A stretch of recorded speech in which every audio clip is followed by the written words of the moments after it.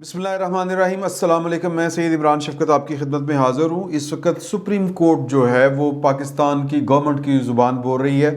सवाल उसके सामने ये है कि क्या दस्तूर में ये गुंजाइश है या दस्तूर में कोई चीज़ जो है वो छुपी पड़ी है जिसकी तशरीह होना बाकी है कि सेनेट का इलेक्शन जो है उसमें जो वोट किस तरह कास्ट किया जाएगा। ये 226 में टोटली क्लियरली बता दिया गया है, लेकिन सुप्रीम कोर्ट रास्ता तलाश कर रही है। और चीफ जस्टिस पाकिस्तान कहते हैं कि जी कि आप इलेक्शन को शफाफ बनाने के लिए, शफाफ क्या होता है पहले भी मैं आपको बता चुका हूँ।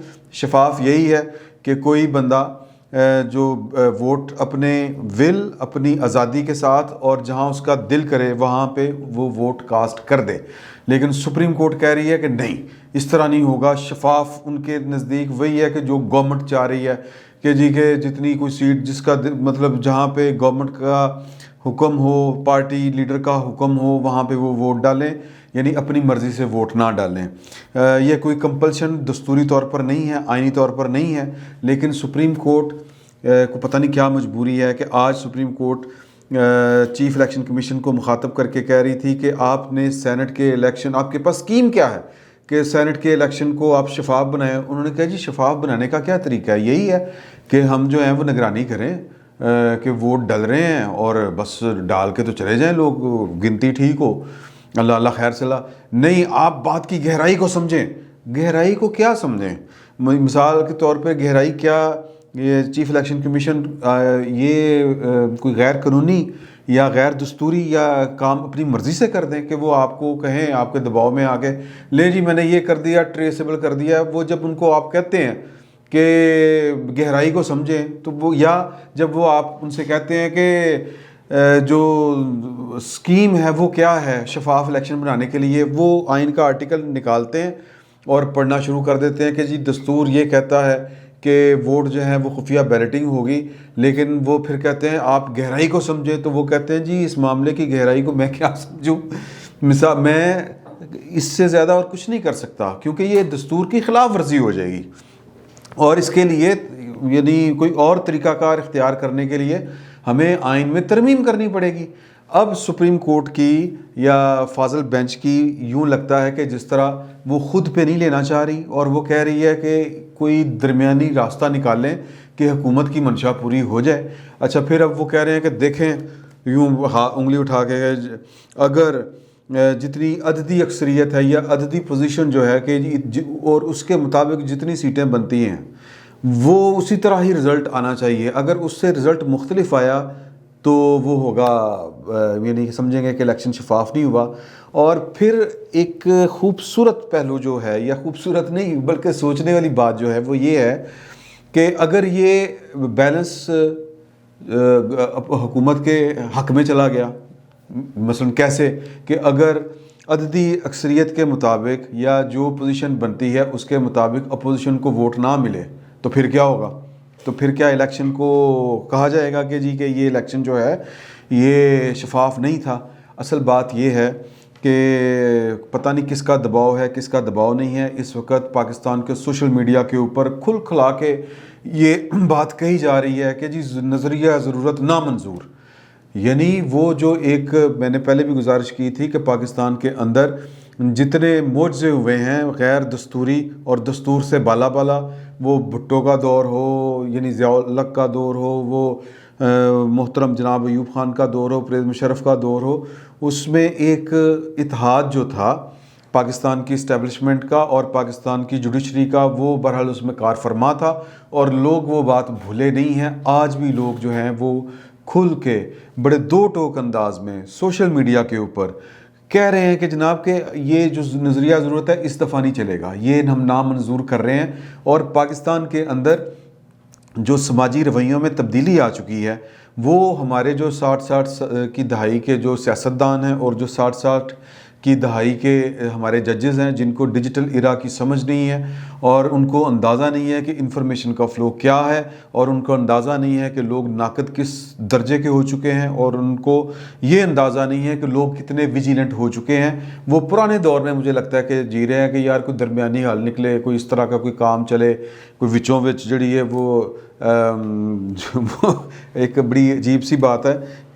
بہرحال وہ میں الفاظ استعمال کرنے ذرا تھوڑا سا پنجابی کا محاورہ ہے وہ بدتمیزی میں کنسیڈر ہوگی کیونکہ پاکستان کی عدلیہ کا معاملہ ہے اور وہ ہمیں توہین عدالت لگ سکتی ہے. لیکن بہرحال جو مطلب کہنے کا مقصد یہ ہے کہ چور اور سعد کا ملاپ نہیں ہونا چاہیے. یوں بات اس کو سادہ سی سمجھ لیں. جوڈیشری کا جو کام پاکستان کی تاریخ میں رہا ہے وہ کام اس کا نہیں تھا نہ ہے, اور مجھے لگتا ہے کہ پاکستان کی جوڈیشری اسی ٹریک کے اوپر ہے. اور اگر یہ میری بات بری لگے تو پیشگی معذرت. میں اگین وہی بات کرتا ہوں کہ کل بھی تو تھے جا کے نوٹس ہو گئے تو معافی منگنی پہلے منگ لینے تو. لیکن بات یہ ہے کہ لوگ بڑے ویجیلنٹ ہیں, لوگ آپ کی حرکتیں دیکھ رہے ہیں, لوگ آپ کی انٹینشنز جو آپ کہہ نہیں رہے لیکن وہ ظاہر ہو رہی ہیں کہ دباؤ اتنا بڑھایا جائے الیکشن کمیشن کے اوپر کہ الیکشن کمیشن کوئی غیر دستوری بندوبست کر کے خود ہی پیش ہو جائے, اور کل کلاں کو جب کوئی بات جوڈیشری پہ آئے تو وہ کہیں ہم نے تو یہ والا کام نہیں کہا, ہم نے کب کہا تھا یہ والا کرے, الیکشن کمیشن جانے اور آپ جانے ہم نے کب کہا تھا. لیکن دباؤ بڑھایا جا رہا ہے مسلسل. اب یہ کس کے کہنے پہ بڑھایا جا رہا ہے؟ کیا ان کے کہنے پہ بڑھایا جا رہا ہے جن کے کہنے پہ ہمیشہ یہ مطلب بڑھایا جاتا ہے؟ تو بہرحال اس وقت پاکستان کے اندر جو ماحول ہے وہ بڑا ویجیلنٹ ہے, وہ بڑے لوگ جو ہیں وہ قیامت کی نگاہ رکھنے والے ہیں اور ایک ایک ایکٹ کے اوپر نگاہ رکھے ہوئے ہیں.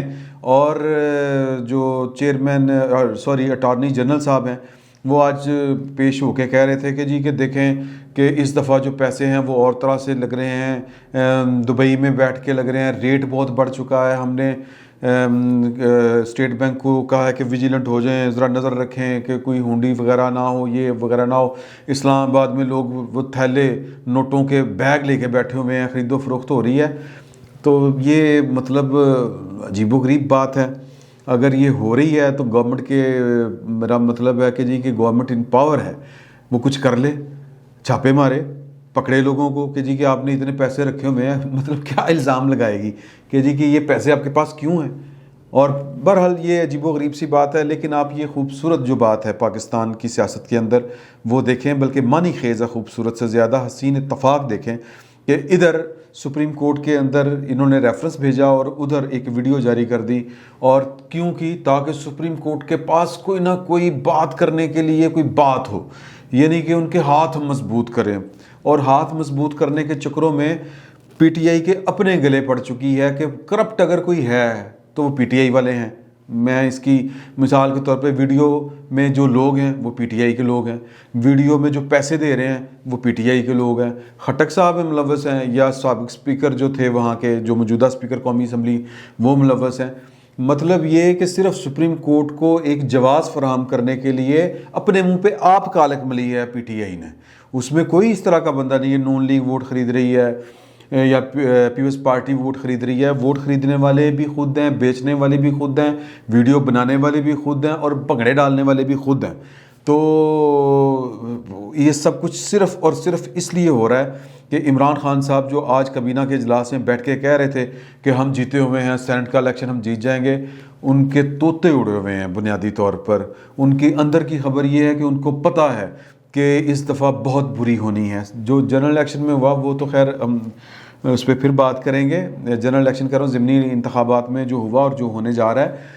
تو عوامی مقبولیت جو ہے, یہ جو اراکین قومی اسمبلی ہیں, اراکین صوبائی اسمبلی ہے, وہ اپنے حلقوں میں جاتے ہیں. ان کو پتہ ہے کہ عمران خان صاحب کی سٹینڈنگ کیا ہے, لوگ ان کو دعائیں کتنی دے رہے ہیں, اور لوگ ان کے ساتھ, ان کی حکومت کے ساتھ کتنا ہیں.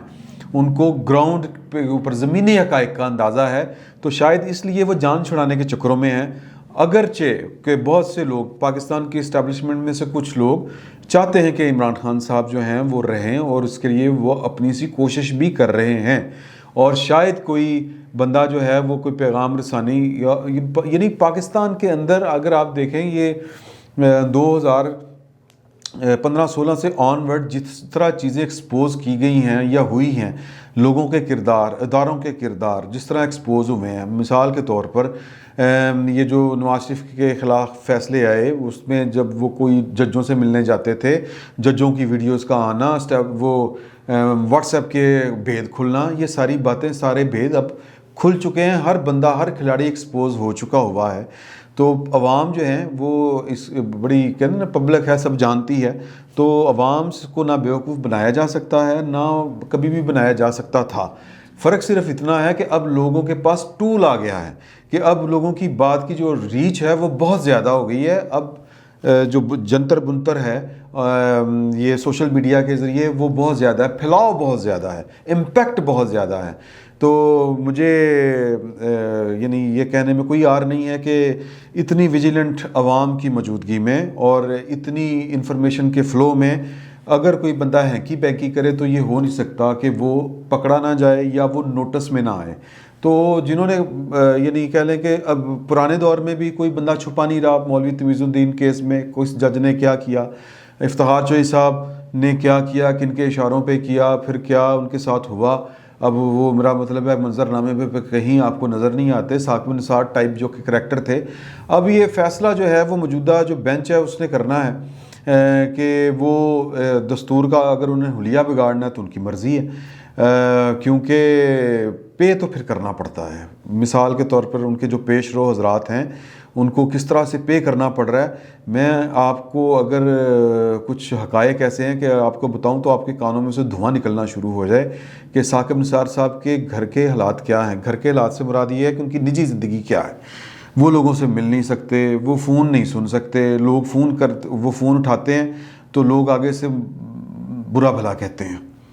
اچھا، پھر وہ جب کبھی پبلکلی کہیں آتے جاتے ہیں لوگ ان کے ساتھ حشر کرتے ہیں۔ وہ آپ نے ویڈیو دیکھی ہوگی کہ سعد رفیق نے ہاتھ ملانے سے انکار کر دیا تھا، سیٹ دے دی کہ جی بیٹھو۔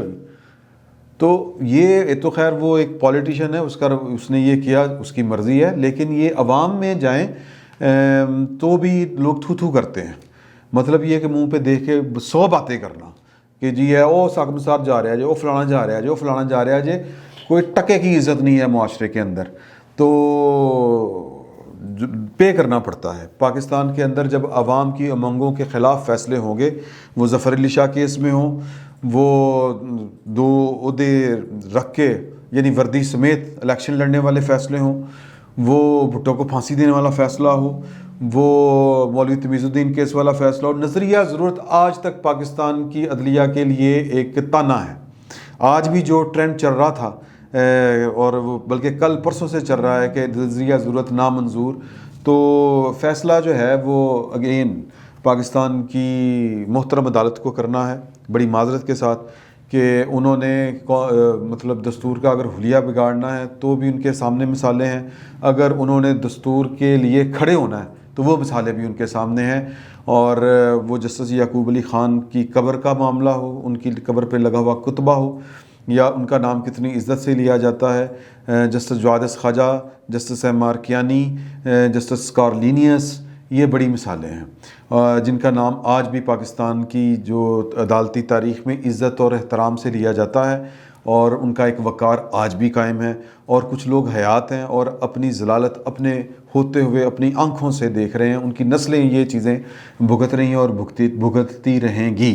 فیصلہ اگین سپریم کورٹ کا ہوگا سر آنکھوں پر۔ فی الوقت اتنا ہی، بہت بہت شکریہ۔